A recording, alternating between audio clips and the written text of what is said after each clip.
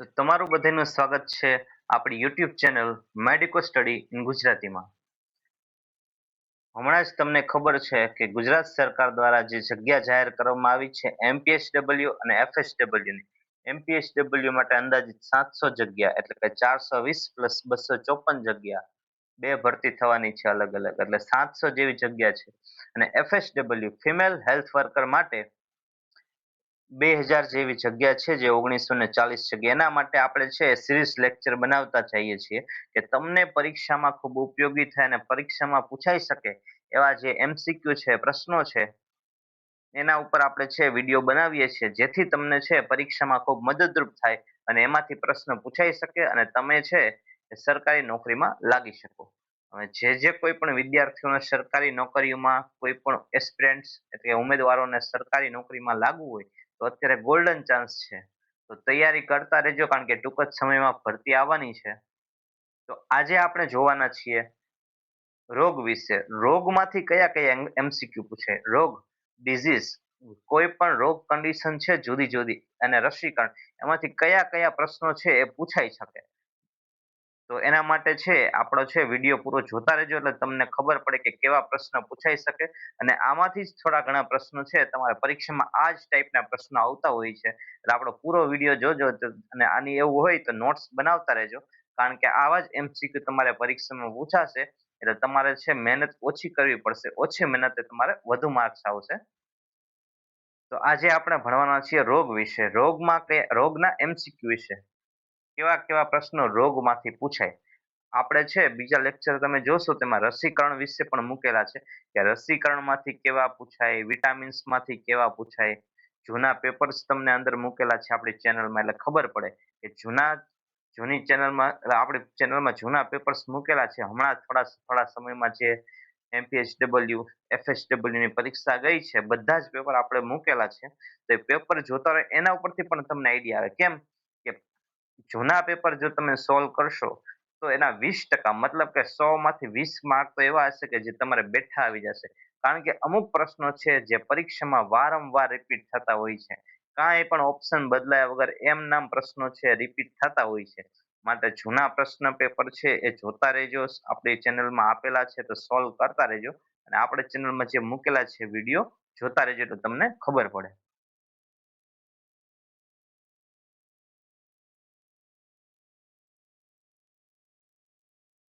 તો ચાલો પહેલો પ્રશ્ન છે ટીબી.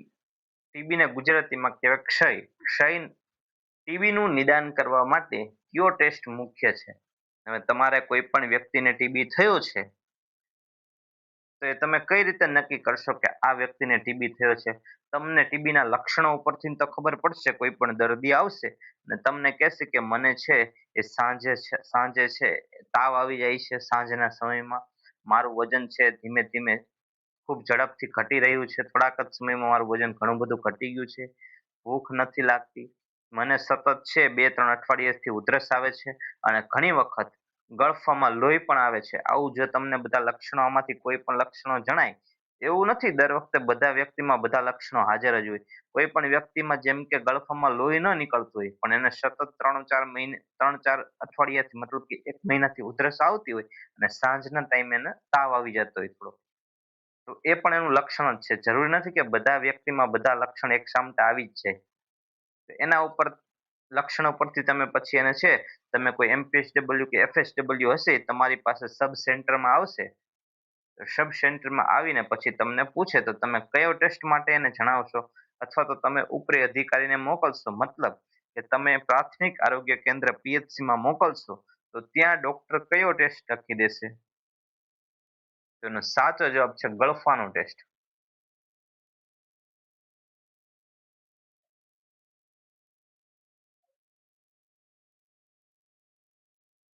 ગળફાનો ટેસ્ટ સવારે સવારે ઉઠીને જે તમને ગળફા આવે છે ગળફો તમારે ભેગો કરવાનો છે. એક પ્લાસ્ટિકની ડબ્બી કન્ટેનર આપશે. એમાં જે વ્યક્તિને ગળફા આવતા હોય એ વ્યક્તિને છે ગળફા કાઢવાના છે અને એ ગળફા છે એ કન્ટેનરમાં લીધેલો ગળફો છે એ તમારે પ્રાથમિક આરોગ્ય કેન્દ્રમાં તપાસ માટે આપવાનો છે. એના ઉપરથી પછી તમને જાણ કરશે ગળફાની તપાસ કરીને કે તમને ટીબી છે કે નથી. પણ સવારના ગળફા લેવાનો છે. તમને કઈ પ્રશ્ન પૂછે કે ગળફો ક્યારે લેવામાં આવે છે, એનો સારો સમય કયો છે ગળફા લેવા માટે, તો સવારનો સમય. આખી રાત પછી જે સવારે તમને ગળફા આવે એ સવારના ગળફા લેવાના છે અને ગળફાનો ટેસ્ટ છે એ મોકલવાનો છે. શેના માટે, તો કે ટીબીના નિદાન માટે. હા, લોહીના ટેસ્ટ, એક્સરે આ બધું તો કરવાનું જ હોય છે, પણ ગળફાનો ટેસ્ટ કરવામાં આવે છે જેના ઉપરથી આપણને ખબર પડે કે ટીબી છે કે નહીં.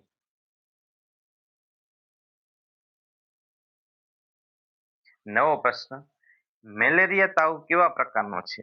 હવે મેલેરિયામાં તાવ આવે તો એ કેવા પ્રકારનો છે, મતલબ હવે તમને સમજાવું. તાવ કેવા પ્રકારનો છે એટલે તમને એમ થાય તાવ ને વળી પ્રકાર આવે. હા, પ્રકાર આવે. જેમ કે તાવ એટલે શું, તો તમારા શરીરનું તાપમાન વધી જાય એને કહેવાય તાવ. પણ હવે તાવ જુદી જુદી રીતે હોય. જેમ કે તમને છે એકાત્ર એકાત્ર તાવ આવે, કોઈને દર 3 દિવસે તાવ આવે, કોઈને રોજ તાવ આવે, કોઈને ઠંડી લાગીને તાવ આવે, કોઈને ખૂબ ઠંડી લાગીને તાવ આવે, અને કોઈને તાવ સાથે ખૂબ પરસેવો વળી જાય.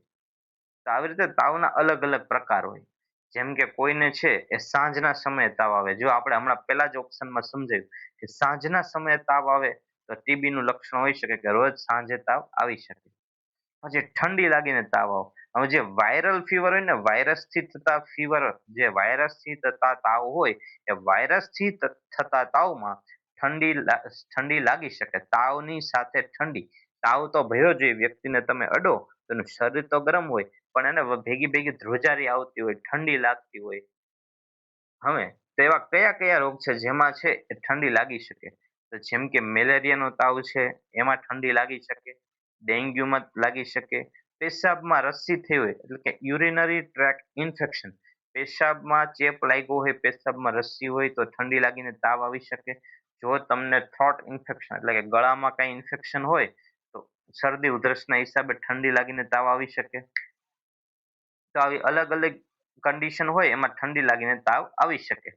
પણ મેલેરિયામાં કેવો તાવ હોય, તો કે સતત તાવ આવો, ઠંડી લાગીને વચ્ચે વચ્ચે તાવ આવો, માત્ર રાત્રે તાવ આવો, કે માત્ર સવારે તાવ આવવો. તો એનો સાચો જવાબ આપણે તમે કીધું એમ ઓપ્શન બી, ઠંડી લાગીને વચ્ચે વચ્ચે તાવ આવો. હવે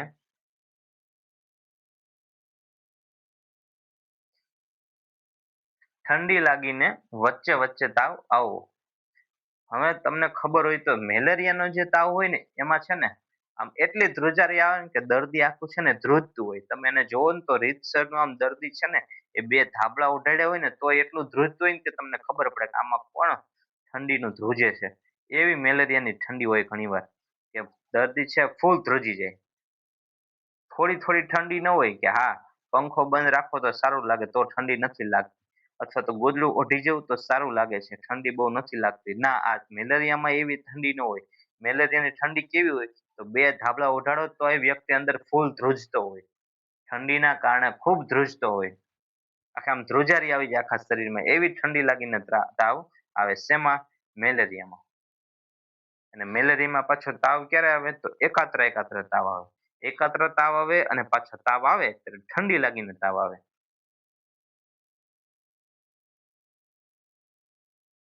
નવો પ્રશ્ન, 5 વર્ષથી નાના બાળકમાં ઝાડા થાય ત્યારે સૌથી પહેલા શું આપવું જોઈએ? કોઈ પણ વ્યક્તિ 5 વર્ષનું બાળક છે અથવા તો 5 વર્ષથી નાનું બાળક છે તો એને ઝાડા થાય તો સૌથી પહેલા શું આપવાનું? 5 વર્ષથી નાનું બાળક હોય અને ઝાડા થાય તો સૌથી પહેલા શું આપવાનું? Option A antibiotic, option B ORS, option C injection, option D ખાવાનું બંધ કરી દેવું. 5 વર્ષથી નાનું બાળક હોય અને એને ઝાડા થઈ જાય તો સૌથી પહેલા શું આપવાનું? એન્ટીબાયોટિક એટલે મતલબ કે બેક્ટેરિયાને મારતી દવા. બાળકને જો બેક્ટેરિયલ ઇન્ફેક્શન થયું છે, બેક્ટેરિયાનો ચેપ લાગ્યો છે અને એના હિસાબે ઝાડા થઈ ગયા છે, તો શું તમે એને એન્ટીબાયોટિક આપશો? એન્ટીબાયોટિક એટલે બેક્ટેરિયાને મારતી દવા, એન્ટીબાયોટિક. ઇન્જેક્શન મારશો, ખાવાનું બંધ કરાવી દઈશું એટલે ઝાડા ન જાય, કે ઓઆરએસ આપશો, ઓરલ ડિહાઇડ્રેશન સોલ્ટ, ઓઆરએસ આપશો. એનો સાચો જવાબ છે ઓઆરએસ આપવું. કોઈ પણ છે એ 5 વર્ષથી નાના છોકરા તમારે આવે તો પહેલા એને ઝાડા થઈ જાય તો સૌથી પહેલા શું આપવાનું? એન્ટીબાયોટિક ને એવું બધું ઇન્જેક્શન ને એવું નથી આપવા માંડવાનું. તમારે પ્રયત્ન કરવાનો છે કે એને ઓઆરએસ આપો, ઝીંકની ગોળી ખબર હોય તો તમને કહેતા ઝીંકની ગોળી 14 દિવસ આપવી જોઈએ, ઓઆરએસ આપવાનું. તો ઓઆરએસ આપો તો ઘણી વખત છે ઇલેક્ટ્રોલાઇટ ઇમ્બેલેન્સ જે થયું હોય એના શરીરમાં, આંતરડામાં જે ઇલેક્ટ્રોલાઇટ ઇમ્બેલેન્સ થયું હોય એ વ્યવસ્થિત થાય એટલે ઝાડા આપોઆપ બંધ થઈ જાય. એટલે અને પેટમાં પાણી ઘટી ન જાય, એના શરીરમાં પાણી ઘટી ન જાય એટલે શું કરવાનું? પાણી તમને ખબર હશે કે 5 વર્ષથી નાના બાળકોમાં સૌથી વધુ મૃત્યુ પામે બાળકો, તો બાળકોમાં મૃત્યુ પામવા માટે જવાબદાર કારણ કયું હોય? તો કે ઝાડા. યાદ રાખજો, તમને એમ થાય કે ઝાડામાં શું વળી મરી જાય, પણ યાદ રાખજો કે વધુ નાના બાળકોમાં નાના બાળકો જે મરી જાય એમાં સૌથી મહત્વનું કારણ કયું જવાબદાર હોય કે બાળક શું કામ મરી ગયું? તો કે એને ઝાડા થઈ ગયા હતા. એટલે ઝાડા છે એને એવા લાઇટલી ન લેવા કે ઝાડાથી કઈ ન થાય. એટલે ઝાડામાં છે પાણી ન ઘટી જાય એના માટે શું આપવું? તો કે ઓઆરએસ આપવું. ઝાડા થાય એટલે બાળકના શરીરમાં પાણી ઘટી જાય, પાણી ઘટી જાય એટલે બીપી ઘટી જાય, એને કહેવાય શોક. અને શોકના હિસાબે પછી દર્દીનું મૃત્યુ થાય, બાળકનું મૃત્યુ થાય. એટલે એવું ન થાય એ માટે બાળકને છે એ ઝાડા થાય એટલે તરત ઓઆરએસ આપવાનું. દવા બવા પછી આપવાનું પણ પહેલા ઓઆરએસ ચાલુ કરી દેવાનું. નવો પ્રશ્ન, એચઆઈવી કઈ રીતે ફેલાતો નથી? એચઆઈવી છે એ કઈ રીતે ફેલાતો નથી? પેલા તો એચઆઈવી ફેલાય કઈ રીતે એ આપણે જોઈ લઈએ એટલે તમને સમજાય છે કે આ વસ્તુથી ન ફેલાય. તો અસુરક્ષિત સંબંધોથી, જેમ કે તમે સેક્સ્યુઅલ ઇન્ટરકોર્સ કરો છો અને ઘણી વખત છે તમે મલ્ટિપલ પાર્ટનર સાથે, મલ્ટિપલ વુમન અથવા તો મલ્ટિપલ મેલ સાથે સેક્સ્યુઅલ ઇન્ટરકોર્સ કરો છો, પણ એ પણ વિધાઉટ પ્રોટેક્શન, તમે કોન્ડમ કે એવું કઈ યુઝ કરતા નથી, તો ઘણી વખત છે તમને એચઆઈવી ઇન્ફેક્શન થઈ શકે, એડ્સ થઈ શકે. એડ્સ અને એચઆઈવી બે એક જ છે. એડ્સ એ રોગનું નામ છે, એચઆઈવી એ વાયરસનું નામ છે. એડ્સ થઈ શકે અને એડ્સ કોણ કરે? તો કે એચઆઈવી ના હિસાબે થાય. હવે એટલે અસુરક્ષિત સંબંધી થાય, દૂષિત સોયથી કોઈ પણ વ્યક્તિને એડ્સ છે, એચઆઈવી નું ઇન્ફેક્શન છે અને એ વ્યક્તિમાં જે સોય વાપરી હોય, એને ઇન્જેક્શન મારવા માટે જે સોય વાપરી હોય, એને એ સોય ઘણી વખત છે એ બીજા દર્દીને વાપરો તો એને પણ ઇન્ફેક્શન થઈ શકે, એને પણ એચઆઈવી થઈ શકે. હવે આવું તમે હમણાં હમણાં એક મીડિયામાં કેસ આવ્યો હતો કંઈક દહેરાદૂન બાજુનો કે ઉત્તરાખંડ બાજુનો, કે પેલા છે એ છોકરીનું બ્રેકઅપ થઈ ગયું એટલે છોકરીએ એના બોયફ્રેન્ડ હતો, એના બોયફ્રેન્ડના લગ્ન થઈ ગયા એટલે છોકરીએ એ બોયફ્રેન્ડની પત્ની હતી એને રસ્તામાં છે એ કોઈ પણ એચઆઈવી વાળો વ્યક્તિ હતો ને, એ એચઆઈવી વાળા વ્યક્તિની જે નીડલ હતી ને એ નીડલ એની પત્નીને ખોસી દીધી. કોની પત્નીને? એના બોયફ્રેન્ડની પત્નીને. અને એને એચઆઈવી નું ઇન્ફેક્શન થઈ ગયું. એચઆઈવી નું ઇન્ફેક્શન થયું હોય, એચઆઈવી નો ચેપ લાગ્યો હોય એવી એની પાસે સોય હતી, દર્દીને મારેલી સોય હતી. એ કારણ કે નર્સ હતી એટલે એની પાસે દર્દીની સોય હતી. એ સોય છે એ એના જે બોયફ્રેન્ડ હોય એના પત્નીને ખોસી દીધી એટલે એના હિસાબે એના પત્નીને પણ એચઆઈવી નું ઇન્ફેક્શન થયું. તો જો દૂષિત સોયથી પણ એચઆઈવી થઈ શકે. આપણે આ આઈડિયા આપું છું કરવા માટે નથી આપતો કોઈની જિંદગી ખરાબ કરો, પણ સમજાવવા માટે ઉદાહરણ આપું છું. પછી ક્યાંય અમલમાં નથી મૂકવાનું આ વસ્તુ. ચેપગ્રસ્ત માતાથી બાળકને, હવે ધારો કે કોઈ પણ માતાને એચઆઈવી છે, હવે નવા બાળકને જન્મ આપશે તો એને પણ એચઆઈવી થવાના ચાન્સીસ છે, બાળકને એચઆઈવી થશે. જો કોઈ પણ માતા એચઆઈવી પીડિત છે, મતલબ કે કોઈ પણ માતાને એડ્સ છે અને બાળકને જન્મ આપશે તો બાળકને પણ એચઆઈવી થશે, પણ મચ્છર કરડવાથી ન થાય. તો આપણો સાચો જવાબ શું છે? મચ્છર કરડવાથી. એચઆઈવી કઈ રીતે ફેલાતો નથી? તો કે મચ્છર કરડવાથી ફેલાતો નથી. જો તમને છે એ આપણી ચેનલ છે વિડીયો ગમ્યા હોય તો આપણી ચેનલ લાઈક કરો, શેર કરતા રહો અને સબસ્ક્રાઇબ કરતા રહો. સબસ્ક્રાઇબ કરવાનું ન ભૂલતા ચેનલ ખાસ કરીને, કેમ કે હવે પરીક્ષા આવશે તો આપણે અવારનવાર છે આના ઉપર ટોપિક મૂકવાના છીએ કે તમને પરીક્ષામાં ખૂબ ઉપયોગી થાય, પરીક્ષામાં પૂછાય એવા આપણે એમસીક્યુ ની ચર્ચા કરવાની છે.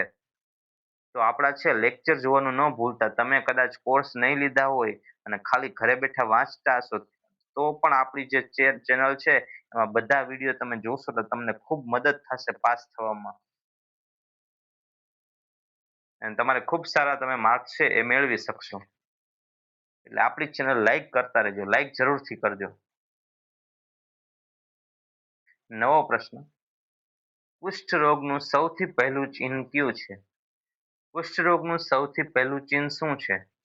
ઓપ્શન એ તાવ આવવો, ઓપ્શન બી ચામડી પર સ્પર્શ વગરનું ફીકું ચાઠું, ઓપ્શન સી ખંજવાળ, ઓપ્શન ડી સોજો. હવે કુષ્ઠ રોગ એટલે શું પેલા તો લેપ્રસીને ગુજરાતીમાં કહેવાય કુષ્ઠ રોગ. લેપ્રસી યાદ રાખજો, લેપ્રસીને ગુજરાતીમાં કુષ્ઠ રોગ કહેવાય. હવે કુષ્ઠ રોગમાં શું થાય, લેપ્રસીમાં શું થાય, તો કે શરીર ઉપર છે ને ચાંબા ચાઠા પડી જાય. હવે ચાઠા પડી જાય ને એમાં તમે છે ને, જો તમને કોઈ ધારો કે કાંઈ પણ તમારી ઉપર માખી બેસે ને તોય તમને ખબર પડી જાય કે માખી બેઠી.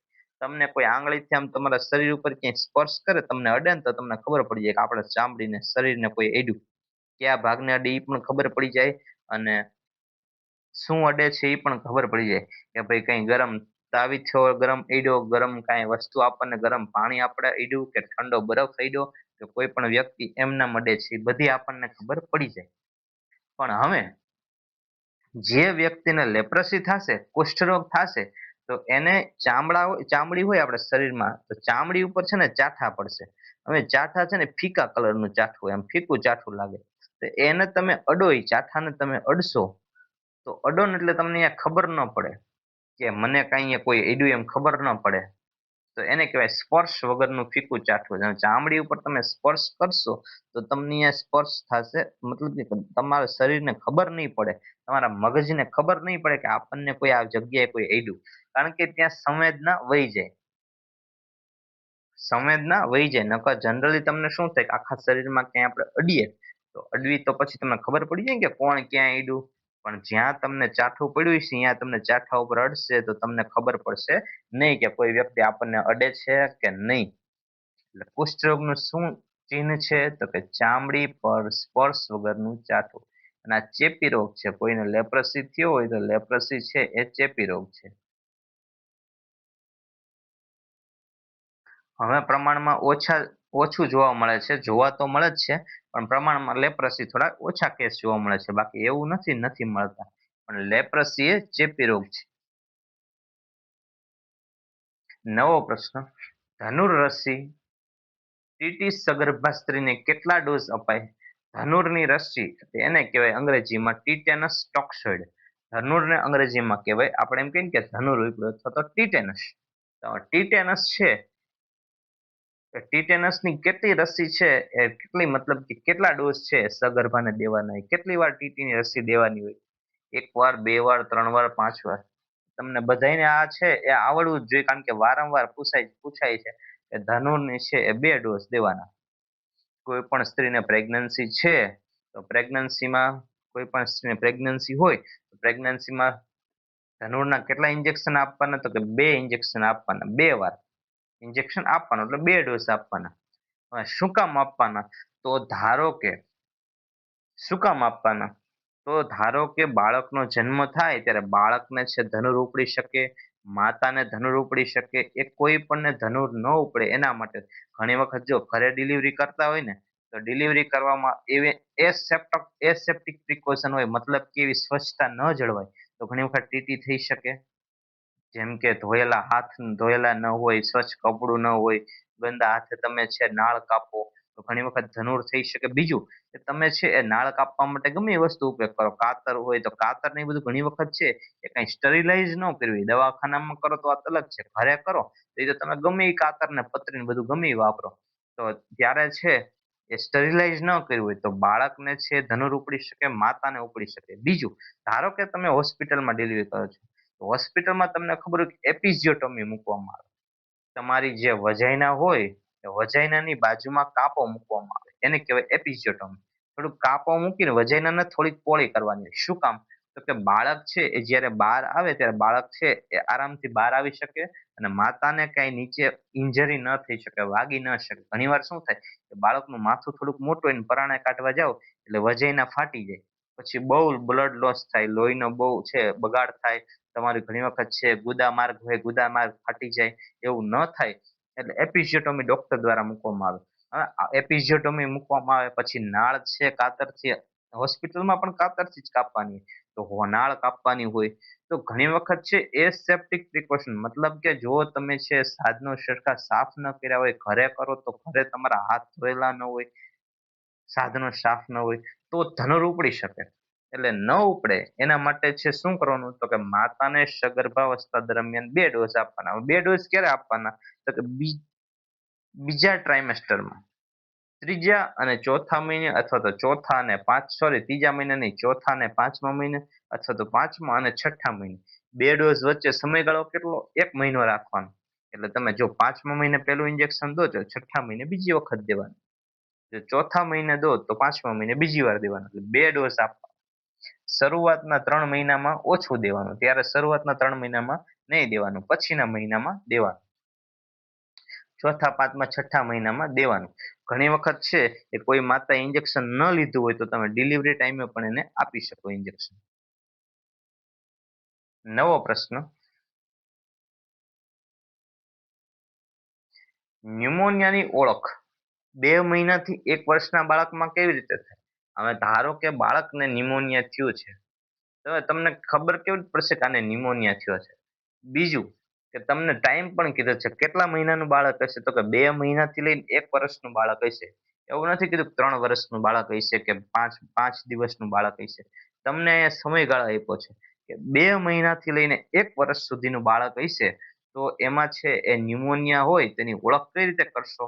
તો કે ધારો કે એના શ્વાસ છે એ 40 મિનિટ, 1 મિનિટમાં 40 વખતથી વધુ વાર શ્વાસ લે છે, 1 મિનિટમાં 50થી વધુ વખત શ્વાસ લે છે, 1 મિનિટમાં 60થી વધુ વખત શ્વાસ લે છે, કે 1 મિનિટમાં 30થી વધુ વખત શ્વાસ લે છે.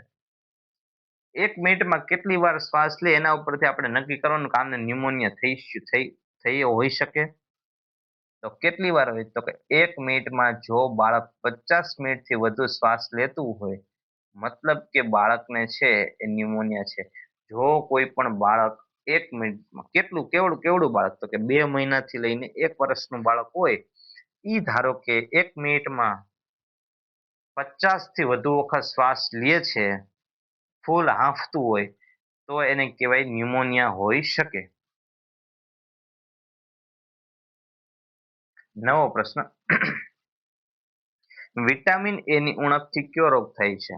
ઓપ્શન એ રતાંધળાપણું, option B scurvy, option C rickets, option D બેરી. આ જો વિટામિન્સ ના પ્રશ્નો છે તમને પરીક્ષામાં પૂછાતા જ હોય છે, કે વિટામિન્સ માટે આપણે એક અલગથી ટોપિક લેક્ચર બનાવેલો છે, જો તમે જોશો એટલે તમને ખબર પડશે એ મોસ્ટ ઓફ કયા જ પ્રશ્ન પૂછાય છે. આપણે એ પણ સમજાવેલું છે અને એ પ્રશ્ન લીધેલા પણ છે કે આ જ પ્રશ્નો છે એ પરીક્ષામાં પૂછાય છે વધુ.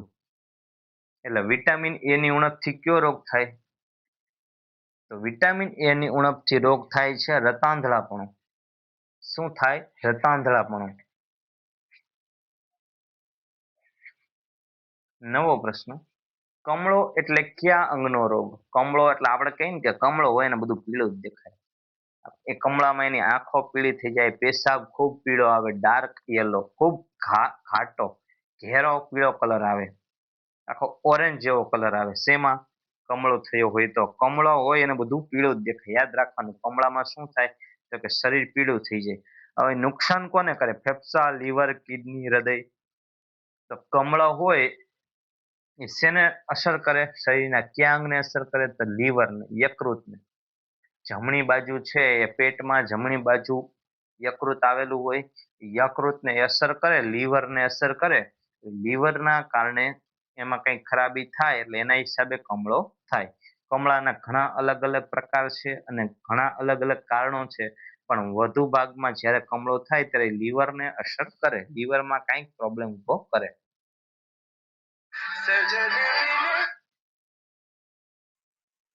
નવો પ્રશ્ન, એનિમિયા તપાસવા માટે આંગણવાડીમાં કઈ રીત વપરાય છે?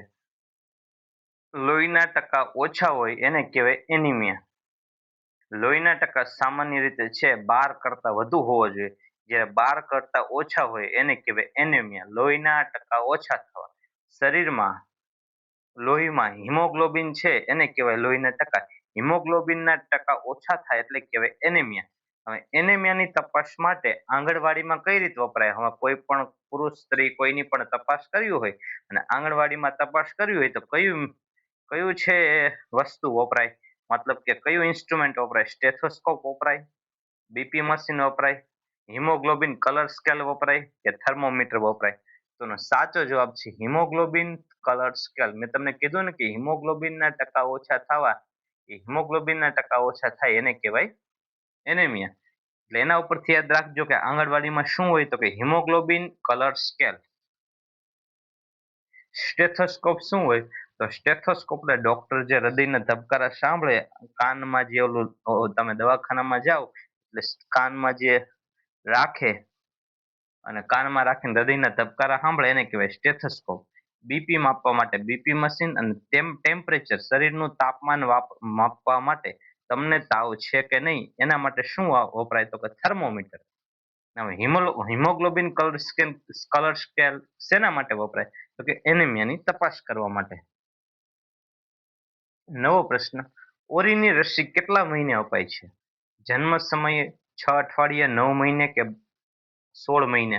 ઓરી એટલે અંગ્રેજીમાં કહેવાય મિઝલ.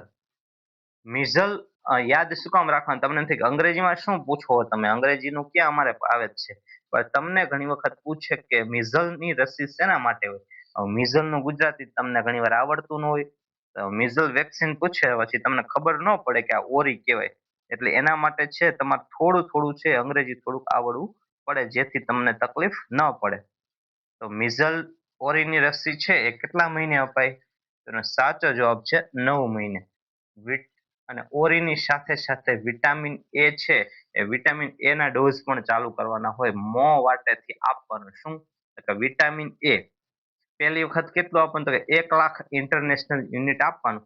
પછી દર 6 મહિને છે એ વિટામિન એ નો ડોઝ આપતું રહેવાનો. 2 લાખ ઇન્ટરનેશનલ યુનિટ દર 6 મહિને આપવાના. ક્યાં સુધી તો કે બાળક છે એ 5 વર્ષનું થાય ત્યાં સુધી. ઓરીને અંગ્રેજીમાં શું કહેવાય? મિઝલ. એટલે મિઝલ રૂબેલાની રસી છે એ ક્યારે આપવાની તો કે બાળક 9 મહિનાનું થાય ત્યારે. નવો પ્રશ્ન, ડેન્ગ્યુ કયા મચ્છરથી થાય છે? ડેન્ગ્યુ મચ્છર, ડેન્ગ્યુ રોગ એ કયા મચ્છરથી થાય? એનોફિલિસ થી, ક્યુલેક્સ થી, એડિસ ઇજિપ્ટીથી કે બધાયથી? ડેન્ગ્યુ છે કયા મચ્છરથી થાય? ડેન્ગ્યુ રોગ છે એ મચ્છર કરડવાથી થાય, પણ કયા મચ્છર કરડવાથી થાય? તેનો સાચો જવાબ છે એડિસ ઇજિપ્ટી. એડિસ ઇજિપ્ટી નામનું મચ્છર કરડે એટલે એના હિસાબે છે એ તાવ આવે, ડેન્ગ્યુ રોગ થાય. હવે એનોફિલિસ, માદા એનોફિલિસ થી શું થાય તો કે મેલેરિયા થાય. આ પણ બહુ પૂછાય છે કે માદા એનોફિલિસ મચ્છર કરડવાથી મેલેરિયા થાય છે. ક્યુલેક્સ મચ્છર, એડિસ ઇજિપ્ટી. એડિસ ઇજિપ્ટીથી કયું થાય તો કે ડેન્ગ્યુ રોગ શેનાથી થાય? એડિસ ઇજિપ્ટીથી. નવો પ્રશ્ન,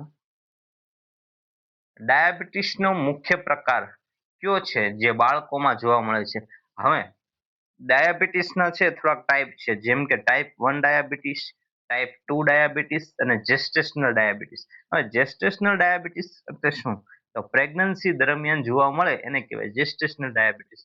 ધારો કે કોઈ સ્ત્રીને છે એના જીવનકાળમાં ક્યારેય એને ડાયાબિટીસ થયો નથી, પણ હવે એવું બને કે જ્યારે એને પ્રેગ્નન્સી રહે ને ત્યારે પ્રેગ્નન્સી દરમિયાન એનું ડાયાબિટીસ, એનું સુગર છે ને અચાનક વધુ રહેવા માંડે, અને ત્યારે મતલબ કે સુગર વધુ રહે એટલે આપણે એને શું કહીએ? ડાયાબિટીસ. તો એ વખતે જ્યારે પ્રેગ્નન્સી વખતે સુગર વધુ રહે એને આપણે શું કહીએ? ડાયાબિટીસ ખરો, પણ કેવો? જેસ્ટેશનલ ડાયાબિટીસ. પ્રેગ્નન્સી દરમિયાન ડાયાબિટીસ આવે એને શું કહેવાય તો કે જેસ્ટેશનલ ડાયાબિટીસ. ઘણીવાર કેવું થાય કે પ્રેગ્નન્સી પતે, બાળકનો જન્મ થાય પછી ડાયાબિટીસ છે સામાન્ય થઈ જાય અને માતા છે અને ડાયાબિટીસ મટી જાય. મતલબ કે ડાયાબિટીસ પછી માતામાં જોવા મળે નહીં. જેસ્ટેશનલ ડાયાબિટીસ છે એ મટી જાય. પણ હવે ટાઈપ 1 અને ટાઈપ 2 ડાયાબિટીસ છે તો બાળકોમાં, નાના બાળકોમાં જો જોવા મળે તો એ નાના બાળકોમાં કયો ડાયાબિટીસ જોવા મળે? તો નાના બાળકોમાં જોવા મળે ટાઈપ 1 ડાયાબિટીસ. નાના બાળકોમાં કયો છે ડાયાબિટીસ જોવા મળે તો કે ટાઈપ 1 ડાયાબિટીસ. હવે ધારો કે કોઈની ઉંમર છે 40-50 વર્ષ થાય અને ડાયાબિટીસ જોવા મળે તો એ ડાયાબિટીસ કેવો કહેવાય તો કે ટાઈપ 2 ડાયાબિટીસ. પણ હવે ડાયાબિટીસ ટાઈપ 1 છે એ કેમાં જોવા મળે તો કે બાળકોમાં વધુ જોવા મળે, diabetes type 1. High blood pressure કોને કહેવાય? બ્લડ પ્રેશર વધી જાય, હાઈ એટલે વધુ, હાઈપો એટલે ઓછું, લો એટલે ઓછું, હાઈપો એટલે ઓછું, હાઈ એટલે વધુ. તો હાઈ બ્લડ પ્રેશર કોને કહેવાય? હાઇપોટેન્શન, હાઇપરટેન્શન, એનેમિયા કે લ્યુકેમિયા? તો હાઈ બ્લડ પ્રેશર જ્યારે તમારું બીપી છે એ વધી જાય એને કહેવાય હાઇપરટેન્શન. યાદ રાખજો, આ તો છે ટર્મિનોલોજી સહેલી છે પણ પરીક્ષામાં પૂછાય છે એટલે તમને આવડવું પડે. આપણને અહીં પૂછ્યું છે કે હાઇપરટેન્શન એટલે શું? આપણને પૂછ્યું છે કે હાઇપરટેન્શન એટલે શું? તો ડાયાબિટીસ, સોરી, બ્લડ પ્રેશર વધી જાય એને કહેવાય હાઇપરટેન્શન.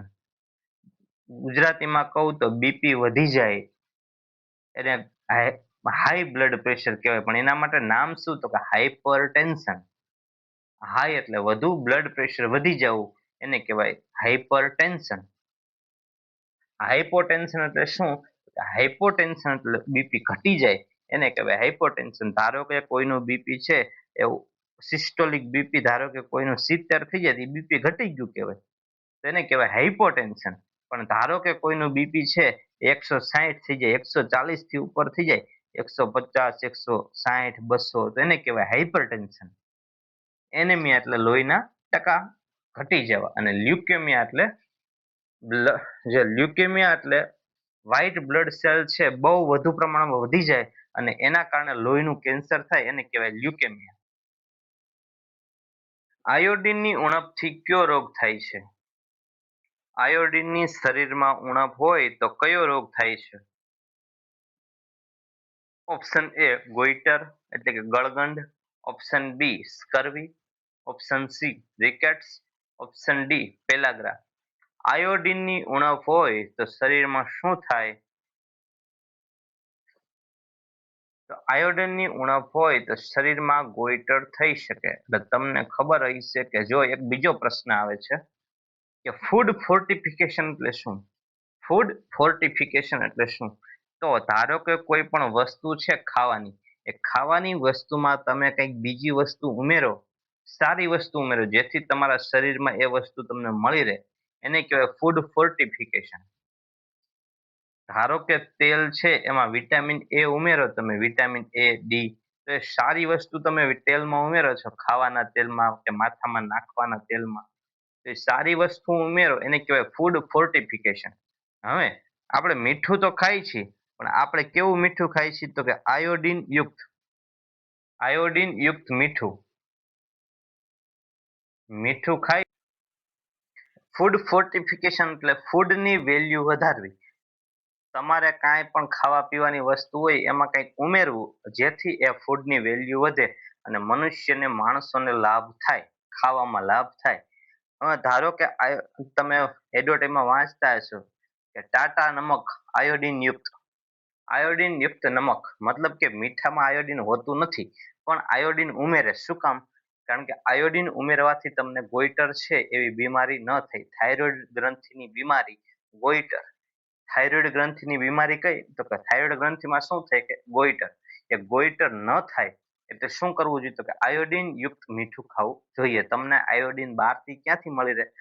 આયોડિન યુક્ત મીઠું ખાવ એટલે મીઠામાં જનરલી હોતું નથી પણ અત્યારે જે મીઠા આવે, મીઠું એટલે કે નમક જે આવે એ કંપનીમાં તૈયાર થાય ત્યારે એમાં શું ઉમેરે? તો કે એમાં આયોડિન ઉમેરે જેથી છે તમને લાભ થાય અને તમને આવા ગોઈટર જેવી બીમારી ન થાય. નવો પ્રશ્ન, બીસીજી રસી કયા રોગ સામે રક્ષણ આપે છે? બેસિલસ કાલમિટ ગ્યુરિન. બીસીજી નું આખું નામ શું? તો કે બેસિલસ કાલમિટ ગ્યુરિન. આ રસી છે એ કયા રોગ સામે રક્ષણ આપે? Option A polio, option B ઓરી, option C TB, option D ધનુર. બીસીજી રસી કયા રોગ સામે રક્ષણ આપે? પોલિયો, ઓરી, ટીબી, ધનુર.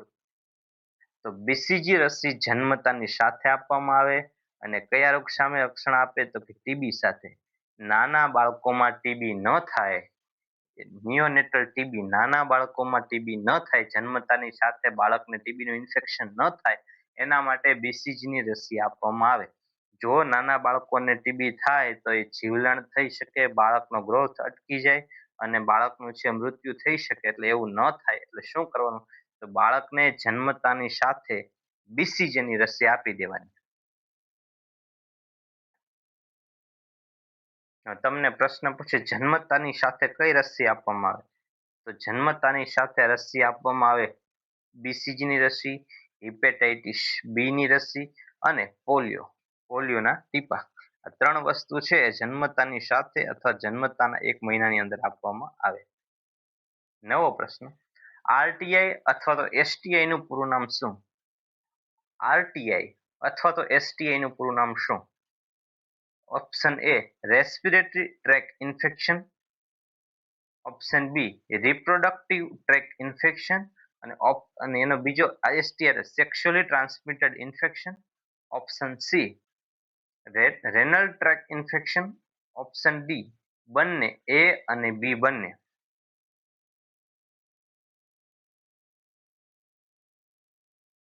તો આરટીઆઈ નું પૂરું નામ શું? Respiratory tract infection. આરટીઆઈ એટલે respiratory tract infection. Option B reproductive tract infection અને સેક્સ્યુઅલ ટ્રાન્સમિટેડ ડિઝીઝ. તો આરટીઆઈ અને એસટીઆઈ નું પૂરું નામ છે સેક્સ્યુઅલી ટ્રાન્સમિટેડ ડિઝીઝ. એસટીઆઈ એટલે શું? Sexually transmitted disease.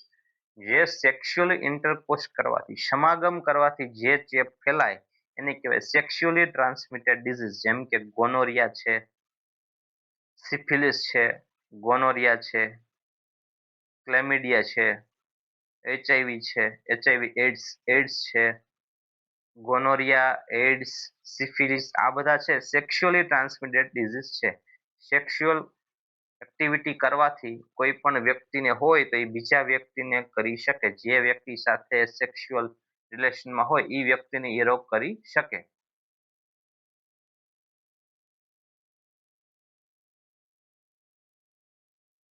નવો પ્રશ્ન, 6 મહિનાથી 5 વર્ષના બાળકને વિટામિન એ નો કેટલો ડોઝ અપાય છે?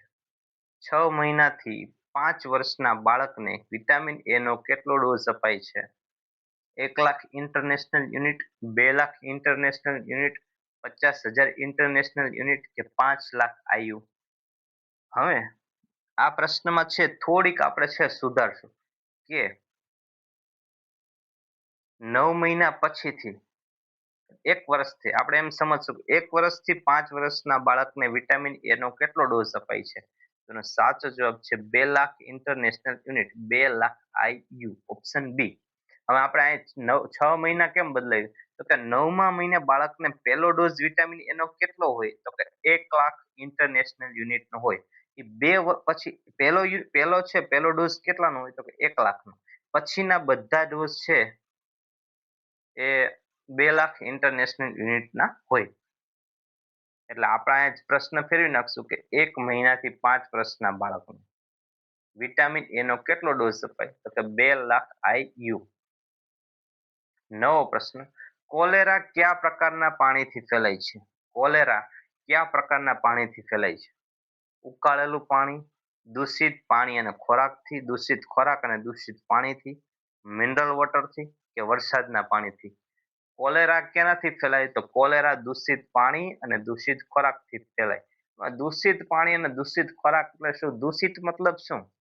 ધારો કે કોઈ પણ કોલેરા વાળો વ્યક્તિ છે, એ કોલેરા વાળા વ્યક્તિને ઝાડા થઈ જાય છે, એટલે કોલેરા વાળો વ્યક્તિ સંડાસ જેવા બહાર જાય છે. હવે નદી કાંઠે સંડાસ જેવા જાય છે એટલે ત્યાં સંડાસ એને કર્યું. હવે ધારો કે થોડાક સમય પછી વરસાદ પડે છે, એ વરસાદનું પાણી એ સંડાસ ઉપરથી થઈને નદીમાં વળે છે. હવે નદીનું પાણી કોઈ પણ બીજા વ્યક્તિ ગામના લોકો પીવે છે, જે વ્યક્તિ પીવે એને એ કોલેરા થાય. એટલે તમે સમજો કે દૂષિત પાણી હતું, પાણી તો સારું હતું પણ દૂષિત કઈ રીતે થયું? તો કોલેરા જે વ્યક્તિ શૌચક્રિયા કરવા ગયો હતો એના સ્ટૂલ ઉપરથી જે પાણી આવ્યું એટલે એ દૂષિત પાણી થયું, તો એના હિસાબે કોલેરા થઈ શકે.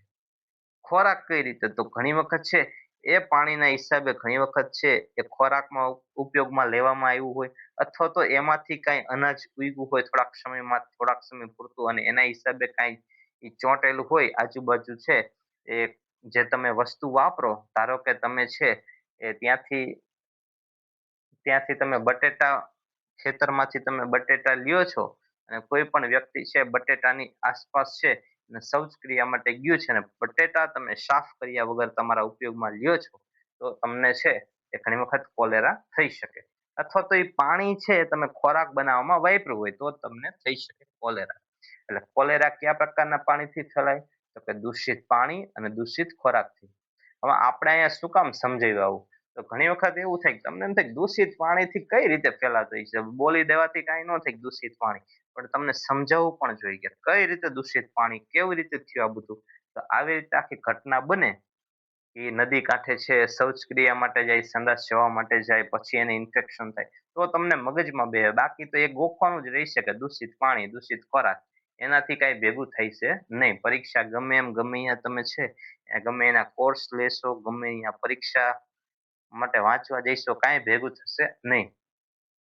એના માટે તમારે આવી રીતે સમજવું પડશે. તો તમને ઘણી વખત છે ખબર રહેશે કે આવી રીતે રોગ ફેલાઈ શકે.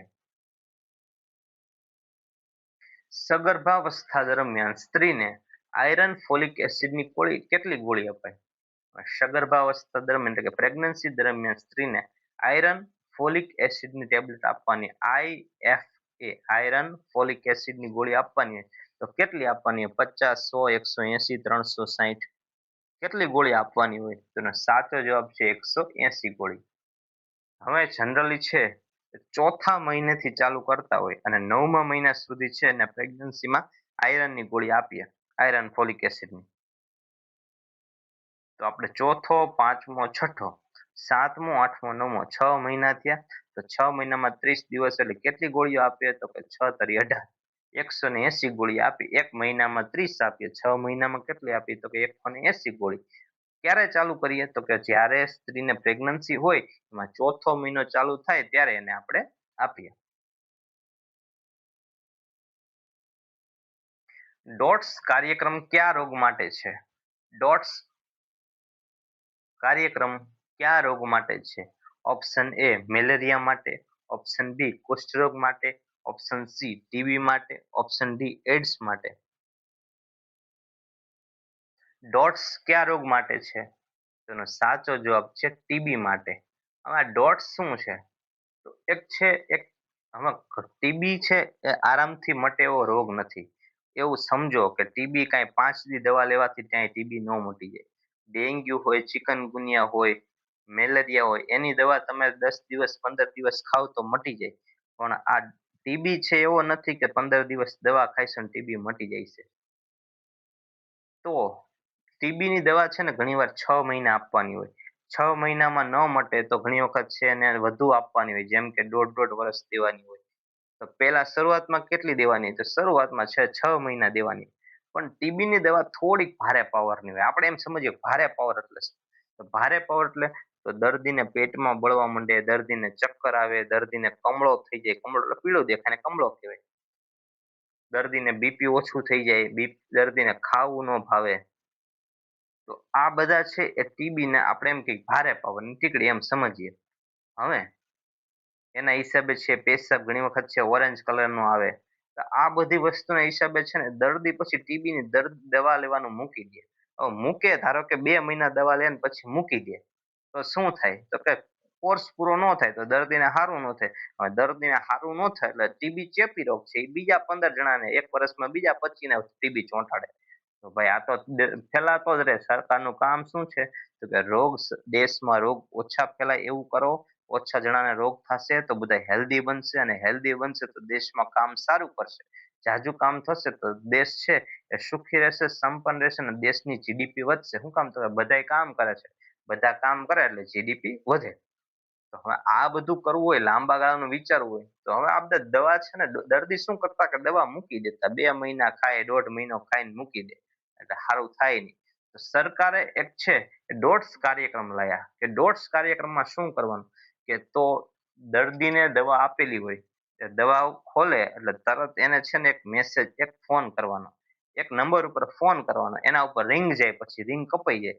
એટલે ઉપર સેન્ટરમાં ખબર પડે કે આ ભાઈએ દવા લઈ લીધી. જેદી ફોન ન કરે, દર્દી જેદી ફોન ન કરે એટલે ઉપર ખબર પડે કે આજે દર્દીએ દવા નથી લીધી. એટલે ઉપરથી તમને આરોગ્ય ખાતામાંથી તમને ફોન આવે, "હા ભાઈ તમે કેમ જેઠાભાઈ તમે આજે દવા નથી પીધી?" તમે કહો, "ઓહો આ લગ્નમાં હતો ભૂલી ગયો." તમને તરત કે ચાલો ઘરે જઈને તરત પેલા દવા ખાઈ લ્યો. મતલબ કે દવા રેગ્યુલર લે તો ટીબી મટી જાય, અને મટી જાય તો બીજા વ્યક્તિને ઓછો ફેલાવે. એટલે એના કારણે દર્દી છે એ રેગ્યુલર દવા લે અને દવા છોડે નહીં. એટલે દર્દીને જેથી કરીને સારું થાય એના માટે ડોટ્સ કાર્યક્રમ ચાલુ કરવામાં આવ્યો. ઘણી વખત છે તમને બીજા તમે લેક્ચર જોશો, આપણે કોઈની વાર્તા નથી, પણ ઘણી વખત છે તમે બીજા લેક્ચર જોશો તો તમને કહેશે ડોટ્સ કાર્યક્રમ શેના માટે, તમે કહી દો ટીબી માટે, તમને આવડી ગયું ને બધું ભયો ભયો. પણ ઘણી વખત પરીક્ષામાં જાવ ને તો આ બધું ભૂલી જાય કે ડોટ્સ શેના માટે હતો, પછી તમે લખીને આવો મેલેરિયા, એટલે પછી તમારો માર્ક્સ કપાઈ જાય. પણ મેં તમને જેમ કીધી એમ આખી થિયરી સમજો કે શા માટે ડોટ્સ કાર્યક્રમ આવ્યો અને એમાં શું હોય, તો તમને આ થિયરી યાદ રહે કે હા ટીબી ના દર્દીને દવા નહોતા લેતા ને એટલે આ ડોટ્સ કાર્યક્રમ આવ્યો. એટલે તમને તરત લાઈટ થાય કે ડોટ્સ કાર્યક્રમ શેના માટે હોય, તો કે ટીબી ના દર્દી માટે, ટીબી ની દર્દી દવા લે રેગ્યુલર એના માટે. તરત તમને ન વાંચ્યું હોય ને તો આ થિયરી મગજમાં બેસે. પણ ઓલું જો તમે ડાયરેક્ટ ગોખી નાખ્યું ડોટ્સ કાર્યક્રમ કયા રોગ માટે, તો કે ટીબી માટે, બસ પછી પરીક્ષામાં ટીબી નો ભેગું થાય અને એડ્સ તમે લખીને આવતા રહો એટલે પછી માર્ક્સ આવે નહીં. અને આ પરીક્ષા છે એમાં પાસ થવા તમારે નોકરી મેળવવી તો ગોલ્ડન ચાન્સ છે. એટલે મહેનત છે કરતા રહેજો, અને આવી જ રીતે સમજવું હોય તો આપણી ચેનલ છે લાઈક, શેર અને સબસ્ક્રાઇબ કરતા રહેજો અને પૂરા વિડીયો જોતા રહેજો. નવો પ્રશ્ન, હડકવાના લક્ષણો દેખાય પછી સારવાર શક્ય છે? ઓપ્શન એ હા, ઇન્જેક્શનથી સારવાર શક્ય છે. ઓપ્શન બી હા, ગોળીથી સારવાર શક્ય છે. ઓપ્શન સી ના, મૃત્યુ નિશ્ચિત છે. ઓપ્શન ડી હા, ઓપરેશન. હવે હડકવાના લક્ષણ દેખાય પછી સારવાર શક્ય છે તો એનો સાચો જવાબ છે ના. એક વખત દર્દીમાં હડકવાના લક્ષણ દેખાય પછી તેનું મૃત્યુ નિશ્ચિત છે. મૃત્યુ થશે થશે ને થશે જ.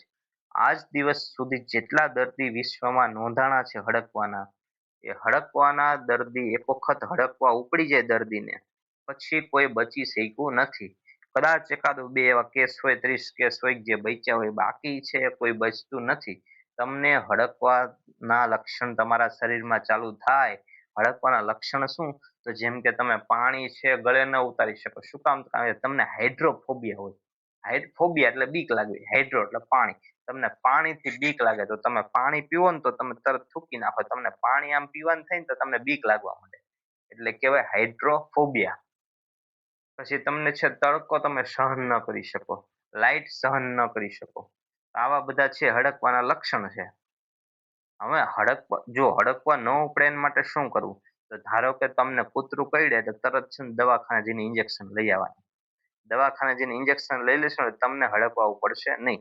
ધારો કે તમને કૂતરું કરડે છે ને પછી તમે ઇન્જેક્શન લેતા નથી અને તમને પછી તમારા શરીરમાં મહિના પછી હડકવાના લક્ષણ દેખાવા માંડે છે, તો તમારું મૃત્યુ નિશ્ચિત છે. એટલે તમે યાદ રાખજો મિત્રો, જે પણ કોઈ પણ વ્યક્તિને કૂતરા કરડે એટલે તરત ARV injection, anti rabies vaccine.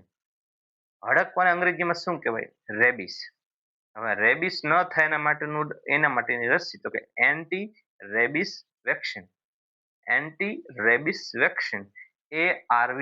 ARV એટલે ઇન્જેક્શન છે, 5 ઇન્જેક્શન મહિનામાં લેવાના હોય.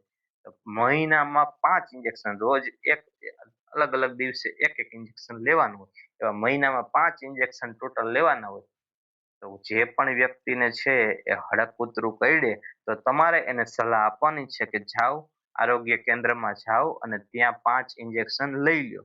ઘાની સફાઈ કરાવો અને 5 ઇન્જેક્શન લઈ લ્યો, જેથી હડકવા ઉપડે નહીં. જો હડકવા ઉપડશે તો પછી ભાઈ કોઈના હાથમાં છે નહીં, પછી નાઈ લેવાનું રહેશે.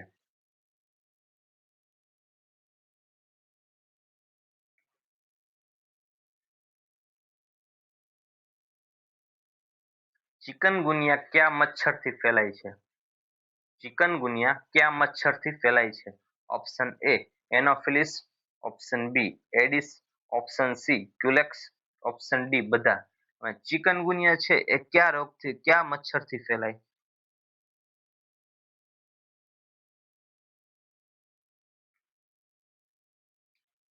તો ચિકનગુનિયા છે કયા મચ્છરથી થાય, તો કે એડિસ મચ્છરથી થાય.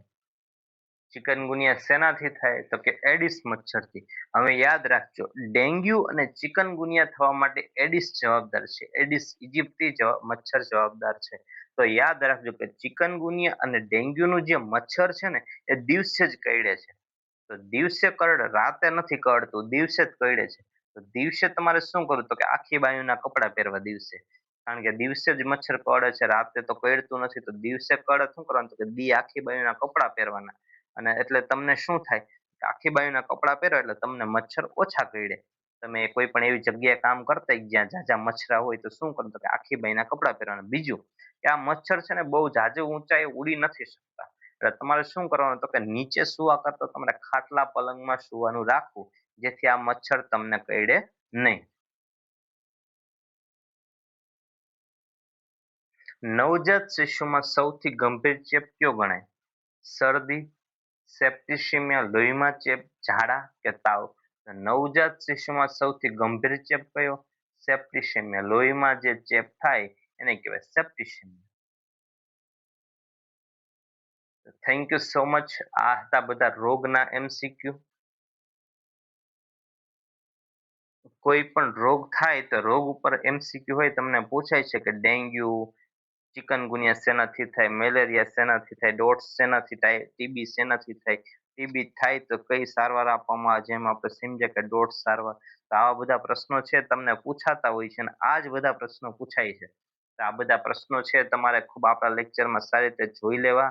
એવું હોય તો નોટ્સ પ્રિપેર કરતા જવું. અને આપણા બીજા લેક્ચર છે એ બીજા લેક્ચર પણ જોવા. આપણે સ્ટેપ બાય સ્ટેપ બધા લેક્ચરમાં તમને અલગ અલગ ટોપિક ઉપર સમજાવેલ છે.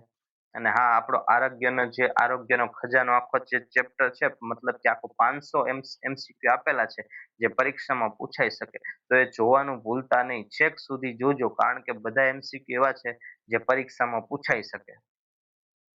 પણ મેં તમને કીધું રીતે થોડી તૈયારી કરશો સમજીને તો તમારી તૈયારી બહુ ઈઝી થઈ જશે. એટલે ઈઝી તૈયારી કરવા માટે અને આરામથી પાસ થવા અને માર્ક્સ લાવવા અને સરકારી નોકરી મેળવવા માટે છે આપણે કીધી એ પ્રમાણે તૈયારી કરતા રહેજો. ડાયરેક્ટ ગોખ ન કરતા, ગોખવા કરતા સમજજો થોડુંક. અમુક વસ્તુ તો ગોખવી જ પડશે, જેમ કે ચિકનગુનિયા શાનાથી થાય તો એડિસ મચ્છરથી થાય, તો ગોખવું જ પડશે. એમાં કાંઈ કોઈ સમજવાની કાંઈ ટ્રીક નથી. કોઈ એમ કહેતું કે હા સમજીને કરાય, ના, એમાં સમજવાનું કાંઈ હોય જ નહીં, ગોખવાનું જોઈએ કે એડિસ મચ્છરથી થાય. જે વ્યક્તિ આ વસ્તુ ગોખશે એ જ પાસ થાય. બધી વસ્તુમાં સમજવું કરશે એ કોઈ દી પાસ થઈ શકશે નહીં. અમુક વસ્તુ ગોખવું પડે, એ ગોખવું જ પડે, એમાં કોઈનું ન હાલે. અને અમુક વસ્તુ સમજો તો લાંબા ટાઈમ સુધી યાદ રહે. એટલે આવી રીતે છે એ સમજવા અને જોવા માટે આપણી ચેનલ લાઈક, શેર અને સબસ્ક્રાઇબ કરતા રહેજો. Thank you so much. બધાને જય માતાજી.